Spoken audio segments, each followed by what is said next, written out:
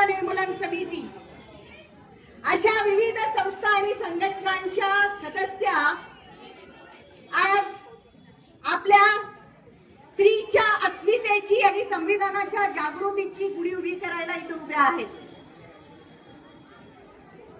ही आपली एकूण कितवं वर्ष आहे माहितीये का तुम्हाला? हे आपलं 13वं वर्ष आहे. 13वं. कितवं? 2012 मध्ये आपण देशामध्ये कुप्रसिद्ध निर्भयाचं प्रकरण झाल्यानंतर 2012 मध्ये आपण पेणमध्ये वंचित समूहातील एकल महिला, अपरिचिता महिला, दुर्लक्षित महिला यांच्या मार्फत गुढी उभारतो.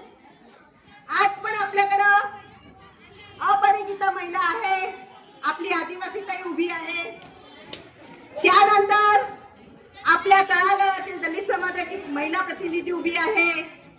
त्यानंतर आपल्याकडं एक तरुण मुलींचं प्रतिनिधित्व करणारी आदिवासी युवती आहे आणि आपल्या समाजात स्पेशल असलेली, आपल्या सगळ्यांसाठी स्पेशल असलेली ही बालिका इथे उभी आहे आणि आदिवासींची महिला नेता आपल्याकडे आहे.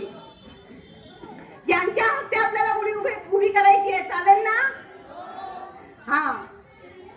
आपण 10 दिवसापूर्वी संविधानाचा जागर यात्रा सुरू केली, कार्यशाळा घेतली आणि आजच्या बदलत्या काळामध्ये राजकीय वातावरणामध्ये शाहू फुले आंबेडकरांच्या महाराष्ट्रामध्ये संविधानाची पायमल्ली होतीये आणि सार्वजनिक ठिकाणी स्त्रियांवर होणाऱ्या लैंगिक अत्याचाराच्या विरोधात एक जागर अभियान म्हणून संविधानाचं जागर आपण हाती घेतलं आणि पेण शहर, पेण तालुका, पेणचा परिसर हा फक्त गणपतीसाठीच प्रसिद्ध नाही, तर हा सामाजिक चळवळींसाठी सुद्धा प्रसिद्ध आहे.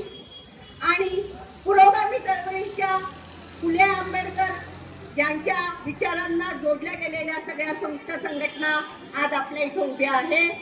या सगळ्या संस्था संघटनांना मी सलाम करते, तुम्हा सगळ्यांचं स्वागत करते आणि गुढी उभी करायला इथे उभ्या असलेल्या या समाजातील वंचित पण नेतृत्व करणाऱ्या महिलांना आदराने सन्मानित करते, शब्द फुलांनी सन्मानित करते.